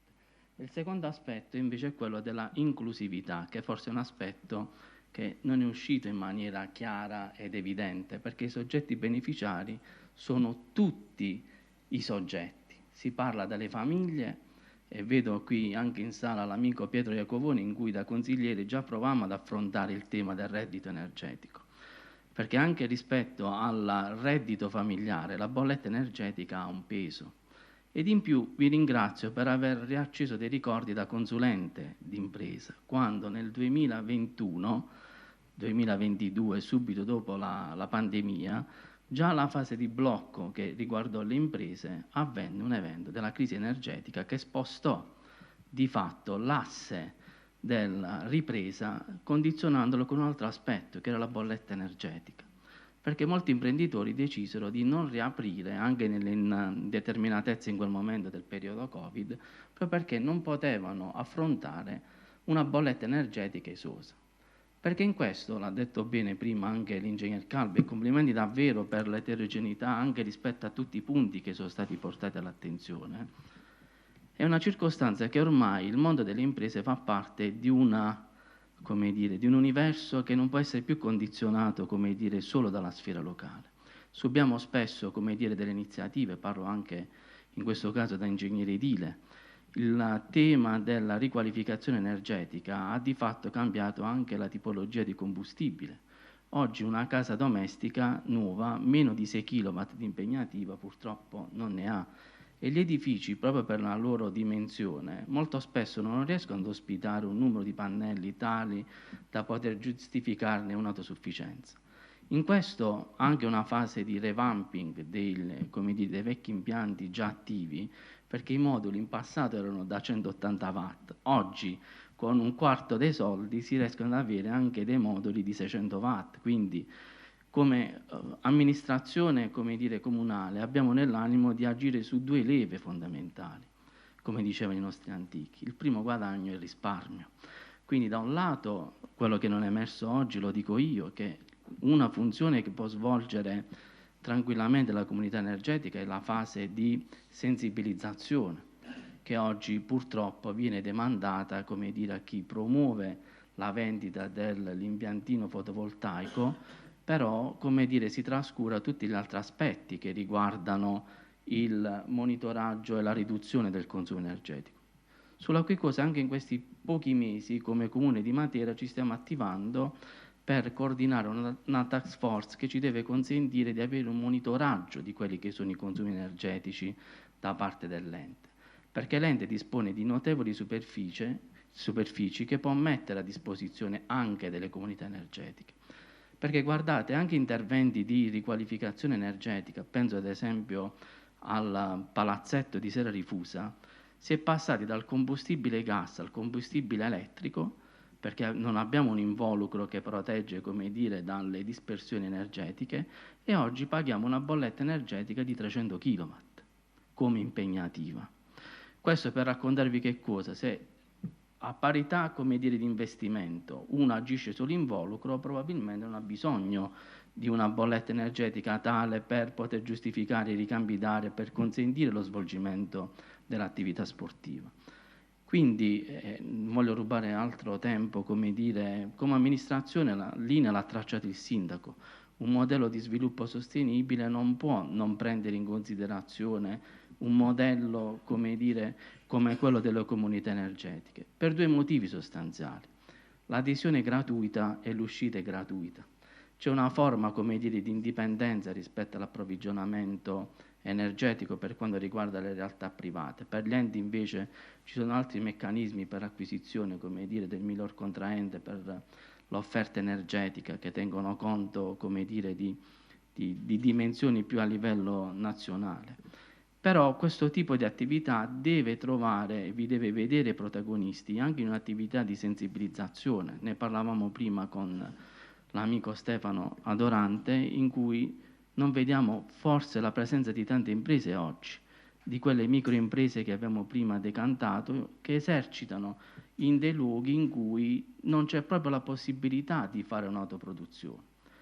Rispetto anche al costo del kilowatt, oggi avere anche quella soglia minima, trascurando gli aspetti sociali che questo tipo di iniziative possono pure portare, possono portare in maniera secca ad un risparmio della bolletta energetica che io ho stimato fra il 18 e il 20%, che non è poco per le aziende private ed è tantissimo per i bilanci degli enti, perché a parità di risorse economiche risparmiate possono essere investite in altri tipi di capitolo. Ecco perché va a voi tutti, organizzatori e partecipanti, il mio senso più profondo di gratitudine, e spero che iniziative come queste possano, come dire, atterrare materia in maniera più frequente. Troverete in noi la piena disponibilità. Grazie. Grazie Assessore. Quindi chiudiamo i lavori con l'intervento di Leo Montemurro, che è il Presidente di Cerquiti Sud ed è anche il Presidente della CNA Matera. Io intanto vorrei ringraziare tutti i colleghi, gli amici che sono intervenuti, ringraziare Confapi e Confesercenti per aver accolto l'invito di Cerquiti e di CNA ad organizzare questo pomeriggio, insomma, questo evento, che io credo, per la qualità anche degli interventi abbastanza eterogenei, dei diversi punti di vista, credo che, insomma, almeno io ne sono convinto, siamo riusciti ad offrire uno spaccato di quello che è il mondo delle comunità energetiche, ma soprattutto uno spaccato di quella che è la filosofia di Cerquiti. Quindi questo era uno degli obiettivi, se non il principale anche, che ci eravamo posti nel momento in cui abbiamo pensato a una giornata di questo tipo. È stato già detto il modello delle CER, ma di quelle CER gestite correttamente, quindi inclusive, democratiche, aperte, trasparenti, è un modello win-to-win, si vince insieme, non c'è nessuno che, come dire, guadagna più di un altro. Tant'è che in questo anno, diciamo, di presidenza della Cerquiti Sud, ma anche nel periodo precedente, ne ho incontrate di persone, ne abbiamo incontrate di persone, la cui prima domanda è sempre stata: a me che me ne viene? E la nostra risposta è stata: noi non siamo in condizione di darti nulla, se non quello che le norme, lo statuto, il regolamento, le norme applicabili ci consentono di restituirti. Io porto questo esempio. Qualche giorno fa un'amica ha tanto insistito per farmi fare una video call con un consulente di Deloitte. Questo signore stava partendo già in quarta, gli ho detto: fermati, così non ti faccio sprecare fiato, ti spiego, in primis dammi questa possibilità di spiegarti quello che è il nostro modello di comunità energetica. Gliel'ho spiegato, il suo commento è stato: ma voi siete comunisti. Ho detto: vabbè, io lo prendo come un complimento, perché lui probabilmente già voleva dire che se trovate qualcuno che noi abbiamo soci sovventori, investitori. E ricordo anche, perché credo che sia un contributo importante, Luca, forse te ne ho parlato, una discussione con una mia amica di Italia Nostra, una accesa discussione, in un viaggio molto breve andando a Grottole, dove stiamo portando avanti un progetto insieme con l'amministrazione per portare anche Grottole al riconoscimento di città della ceramica, e lei mi diceva: ma voi mettete in comunità anche i grandi impianti fino a 1 mega. E io gli ho detto: guarda che nella nostra filosofia è chiaro che il nostro punto di arrivo deve essere tanti piccoli impianti da 3 kW, 6 kW, 20 kW, 100 kW. Noi non è che... Oggi come oggi però il fatto, come diceva Savio, che nel giro di qualche mese su Matera città, con riferimento alle 2 cabine primarie, noi avremo più diversi milioni di kilowatt di energia da condividere, significa praticamente, almeno come la vedo io, una sorta di democratizzazione dell'energia. Noi stiamo facendo un'operazione straordinaria. Nelle condizioni date, è chiaro che poi qualcuno può dire anche: ma guarda, non è così, perché in effetti uno che ha realizzato un campo fotovoltaico da 1 megawatt ha investito 700-800 mila euro, avrà ritorni, è uno speculatore. La normativa gli consente di fare questo, quindi noi Inserendo in comunità energetica questi campi fotovoltaici facciamo sì che il beneficio non sia solo per l'investitore, ma ricada anche sull'intera collettività che nel nostro caso è fatta da semplici cittadini, ma soprattutto da operatori economici. Anche perché l'adesione alla nostra comunità, non credo che Luca o Savio lo abbiano detto, per i cittadini è molto semplice diventare soci. Si sottoscrive una quota sociale da 25 euro. Non gli chiediamo nemmeno la tassa di ammissione. Agli imprenditori invece gli chiediamo 4 quote sociali da 25 euro e una tassa di ammissione di 150 euro più IVA. Quindi costi molto esigui, oserei dire praticamente inesistenti, a fronte poi di quelli che possono essere i ritorni. Ritorni che ora non sto qui, diciamo, a spiegare, anche se prudenzialmente noi abbiamo stimato che per una famiglia che ha un consumo annuo di 1.200 euro, probabilmente il ristoro che la comunità energetica dovrebbe essere nella condizione, se gira a pieno regime, di restituire nell'ordine di 100 euro, 80, 100, 120. Diciamo, non do un dato preciso perché poi qualcuno un domani dice ma tu avevi detto. Lo vedremo, anche perché anche su questo, voglio dire, è tutto un discorso work in progress. Però per l'imprenditore inizia a essere molto più interessante. Tant'è che io, quando riferisco quello che sto per dirvi, la prima reazione è: ma è vero? Mi stai prendendo in giro? Mi stai dicendo questo perché vuoi che io aderisca? Perché se noi diciamo che su un consumo stimato per un imprenditore di 10.000 euro l'anno, noi probabilmente siamo nella condizione di restituirgli tra 1.200, 1.400, 1.500 euro per 20 anni, e il costo è quello che ho detto prima, 4 quote sociali che sono sempre le sue, più una tassa di ammissione. Voglio dire, nella famosa pesa costi, benefici, voglio dire, ma a parte il dato economico, perché noi non ci vogliamo soffermare solo ed esclusivamente sul dato economico. Io penso a quelle attività, si faceva riferimento alle attività nei sassi. Sappiamo che i sassi di Matera sono un esempio unico di sostenibilità e lo ricordava il nostro sindaco. In questo particolare momento la città è piena soprattutto di turisti stranieri, al 90%, le statistiche ci dicono che su 10 turisti 1 è italiano, 9 sono stranieri provenienti da ogni angolo del mondo, stranieri che sono attenti ai temi della sostenibilità. E vedete e immaginate quando sarebbe bello che un australiano entra in una struttura ricettiva nei Sassi e trova una vetrofania, una targa, che dice che l'energia elettrica consumata in questa struttura ricettiva viene da una comunità energetica. Quello è un bollino di qualità che non ci viene dato e attribuito da un ente di certificazione, ESG e via discorrendo. È un bollino di qualità che costruiamo noi tutti insieme, noi che siamo i protagonisti di questa collettività.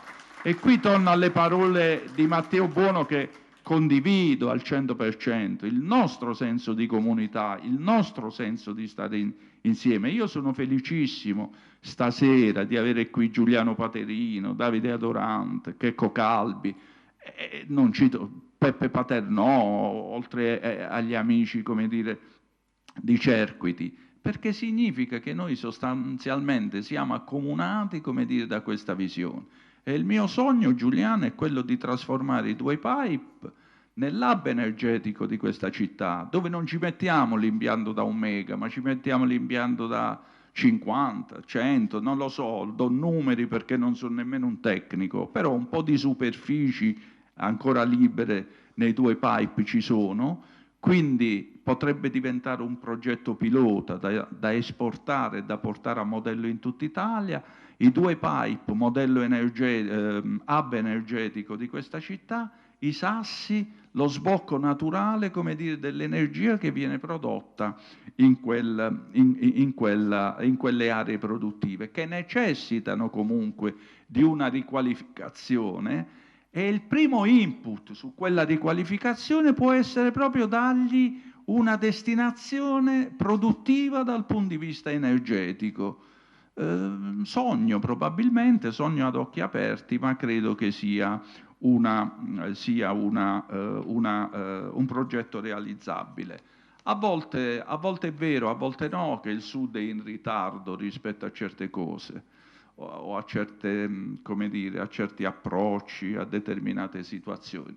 Ma io credo che se noi avremo la costanza che abbiamo mostrato con questa giornata, dove ci siamo posti il problema di sensibilizzare e di informare soprattutto, e di informare come dire, in modo corretto e trasparente, perché quello che noi abbiamo detto oggi lo possiamo sottoscrivere in ogni dove.